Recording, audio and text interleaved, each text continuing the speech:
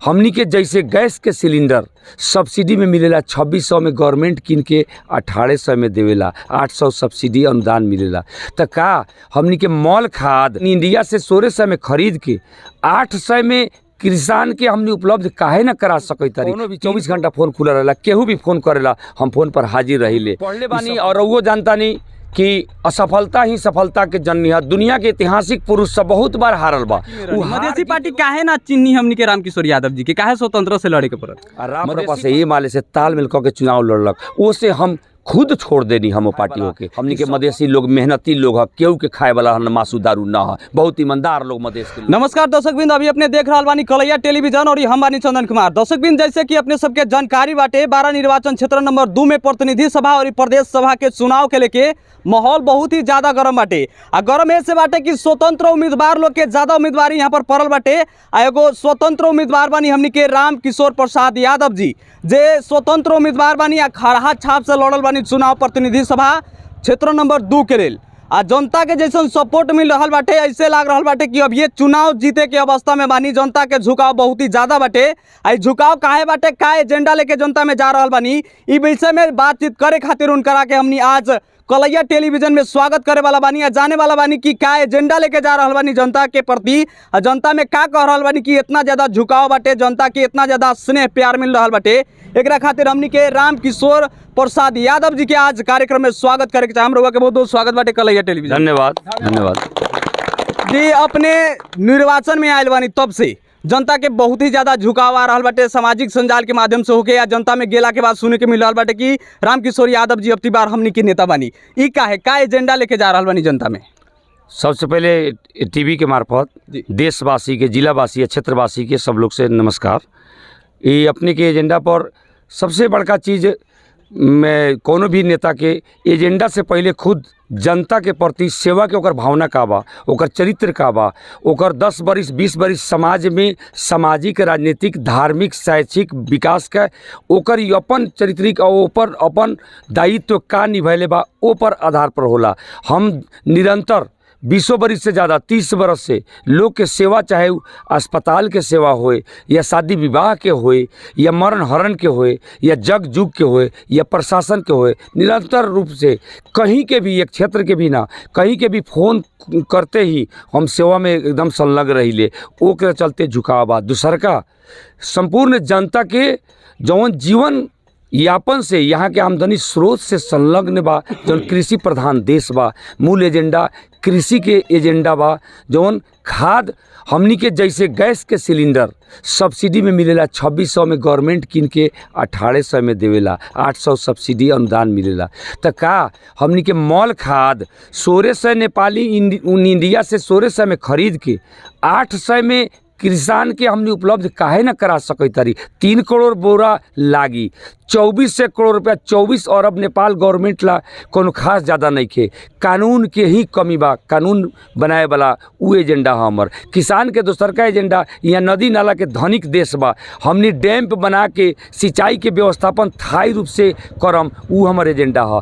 यहाँ बाली नाली के जौन होला उत्पादन, ओकर मूल्य निर्धारण काहे न होई, अपना मन से बिचौलिया करके किसान के बाली नाली के अपना मन से सीजन में दाम लगा के खरीद के गरीब बनावेला और ओकर मूल्य निर्धारण होए के पड़ी। हमनी के बाजार व्यवस्थापन होए के पड़ी। किसान के बहुत सारा एजेंडा बा जौन कि अपने के टेलीविजन में तो समय नहीं कि 1 घंटा संपूर्ण पहिल का किसान के।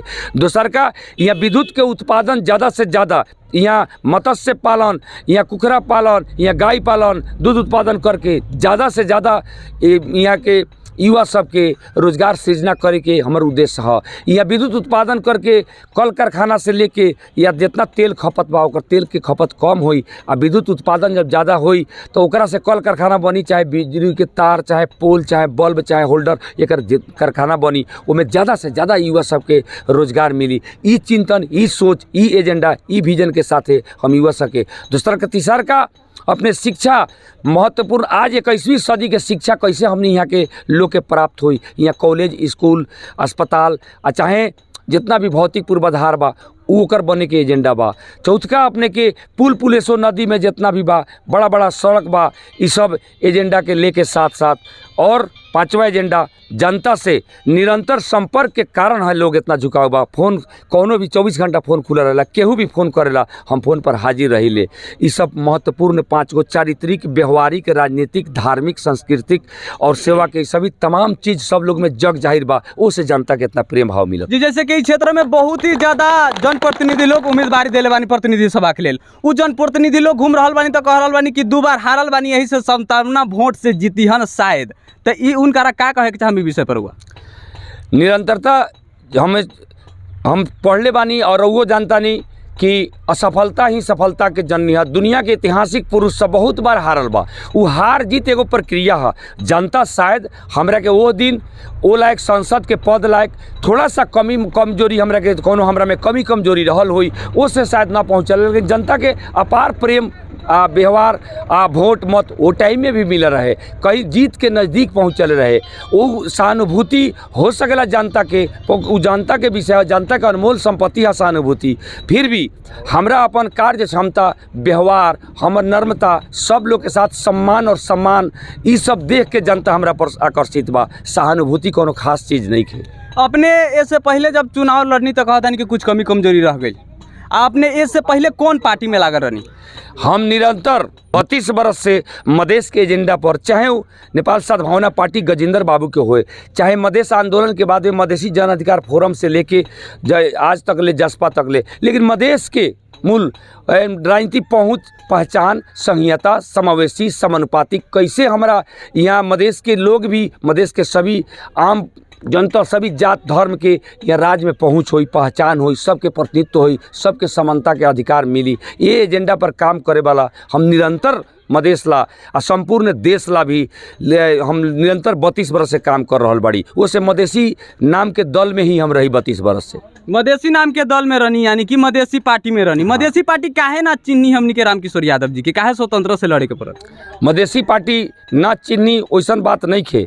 हमर बात कथी रहे कि आज के जौन समय बा, राजनीतिक जौन उठा पटक बा, काल के दिन में हमनी के जौन पार्टी में रही, वो पार्टी में निरंतर रूप से ये माले के माननीय पूर्व प्रधानमंत्री अध्यक्ष KP ओली जी के जौन रवैया, जौन अभिव्यक्ति, जौन नीतिगत निर्णय हमनी के मधेश के एजेंडा पर, मधेश के आंदोलन पर जौन कटाक्ष, जौन राजनीतिक गाली रह के हमनी के संहिता के विरुद्ध, पहचान के विरुद्ध निरंतर उनकर एक्शन में, उनकर निर्णय के विरुद्ध हमनी कैली।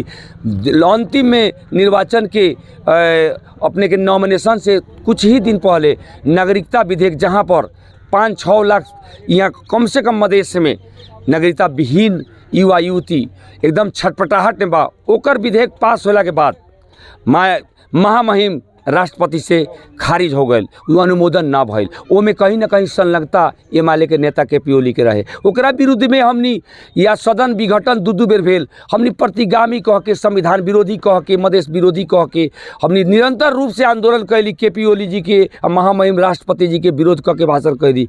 आ एगो कौन नीति, अपन एजेंडा, अपन सिद्धांत, अपन पहचान सभी तितांजलि कह के अपना सीट के या अपना स्वार्थ के सब एजेंडा विहीन होके आई जौन दल ए माले से चुनावी तालमेल गठबंधन कर लेल, ओकरा बाद अपने जौन राप्रपा के स्पष्ट धारणा, स्पष्ट चुनावी एजेंडा बा आ ओकर राजनीतिक जौन बा मूल रूप से सिद्धांत कि राजतंत्र, राजा के भी रहे के चाही, संहिता न रहे के चाही, हिंदू धर्म रहे के चाही। जब ना विरुद्ध में हमने संहिता ला, राजतंत्र हटावे ला निरंतर आंदोलन के, आंदोलन में सहभागी एक सिपाही के रूप में रही और ओकरा साथे मूल रूप से राजनीति एजेंडा के विहीन होके राप्रपा से ये माले से तालमेल करके चुनाव लड़लक। उससे हम खुद छोड़ देनी हम पार्टी होके कि स्वतंत्र लड़म आ मधेश के या देश के पहचान के संहिता के निरंतर आवाज उठाम सदन में। जैसे कि मध्य प्रदेश के नाम बदनाम बाटे कि दारू मांस भुजा पर बिकाला मध्य प्रदेश के जनता के वोट, तो हमनी के रामकिशोर यादव जी कितना दारू मांस खिया रहल बनी?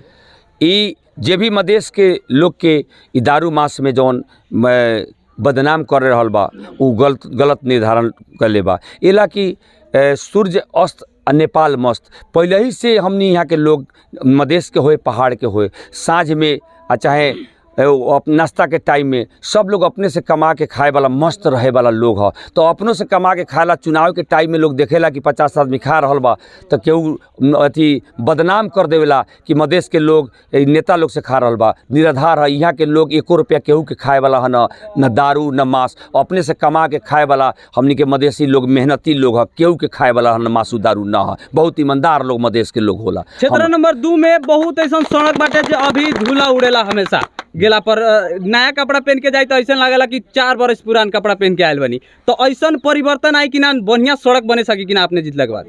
कहीं ना कहीं जनता के मर्म, जनता के भावना हमरा प्रति आकर्षित, अपने के हम सवाल के ही प्रति सवाल करता नहीं, अपना ही खुद कहनी है कि क्षेत्र में और नेता लोग जाता था लोग नहीं रहता, अपने 2 आदमी जाता नहीं है, जहाँ जाता नहीं तहाँ मेला लाग जाता।